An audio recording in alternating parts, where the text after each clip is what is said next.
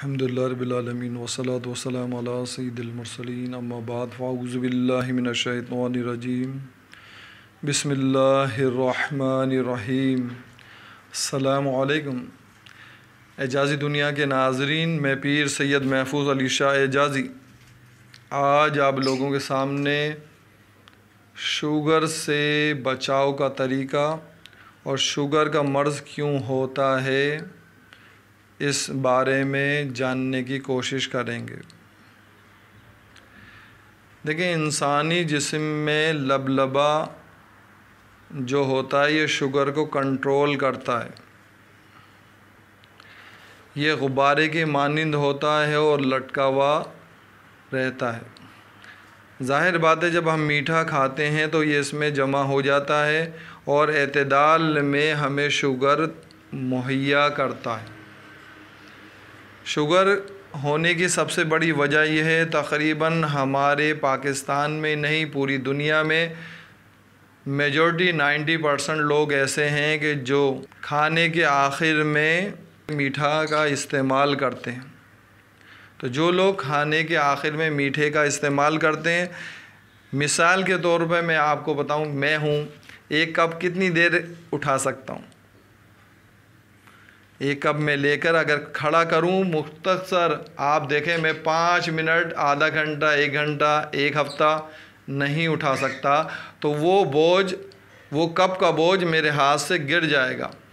तो ये कैसे मुमकिन है? मुहक्किकीन ने भी इसके बारे में तस्दीक कर दी है कि शुगर की असल वजह 90% जो है खाने के आखिर में मीठा खाने की वजह से हमारा लबलबा फट जाता है। और ज़ाहिर बात है, लबलबे की यहाँ पैवंदकारी नहीं होती। जिस तरह कपड़ा फट जाता है तो हम पैवन लगा लेते हैं, तो लबलबा ज़ाहिर बात है नीचे से इसकी थैली फट जाती है। तो कोई तरीका यहाँ पाकिस्तान में नहीं है कि इसकी पैवंदकारी हो सके। तो इसीलिए डॉक्टरों के पास कोई इलाज नहीं, क्योंकि खून जो है 100 गैलन खून 1 घंटे में दिल पूरे जिस्म में पंप करता है। अब ज़ाहिर बात है, हमने चीनी खाई, चीनी का इस्तेमाल किया, अब वो लबलबा फटा हुआ था तो पूरे जिस्म में खून ने उस शुगर को सारे जिस्म में मुहैया कर दिया। अब सर के बाल से लेकर पाँव के नाखून तक ज़ाहिर बात है खून हमारा पूरी जिस्म में जाता है। तो ज़ाहिर बात है पूरे वजूद को शुगर खा जाती है और इंसान दिन ब दिन नीचे की तरफ आना शुरू हो जाता है, उसकी बर्बादी शुरू हो जाती है। डॉक्टरों के पास इंसुलिन और दूसरी दवाइयाँ इस्तेमाल की जाती हैं।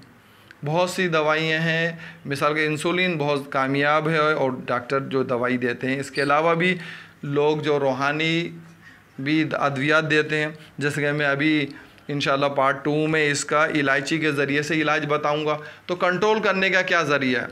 अब जिनको शुगर हो चुकी, ज़ाहिर बात है उनको कंट्रोल तो हो सकती है, शुगर ख़त्म नहीं हो सकती। शुगर ख़त्म नहीं होने की वजह यही है, मैंने अभी बताया कि लबलबे की यानी कि पैवंदकारी नहीं होती। लबलबे की पैवंदकारी ना होने की वजह से ज़ाहिर बात है जो भी बंदा चीनी खाएगा तो पूरे जिस्म में खून उसको आगे मुहैया कर देगा, यानी कि उसकी प्रोडक्शन को बढ़ा देगा।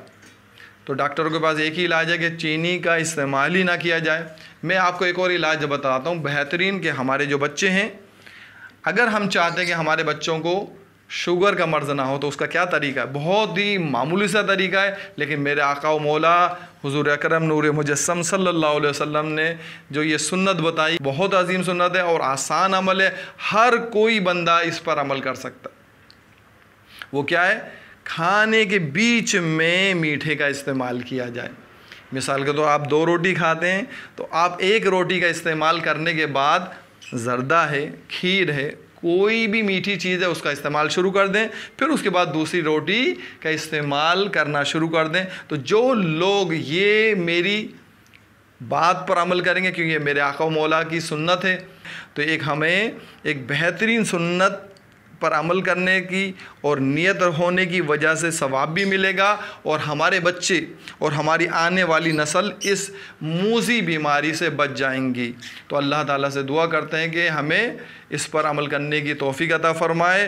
पार्ट 2 में मैं इलायची के फ़वाइद भी बताऊंगा और इलायची का तरीक़ेकार बताऊंगा, शुगर को कंट्रोल करने का तरीका मैं बताऊंगा। अल्लाह हाफ़िज़।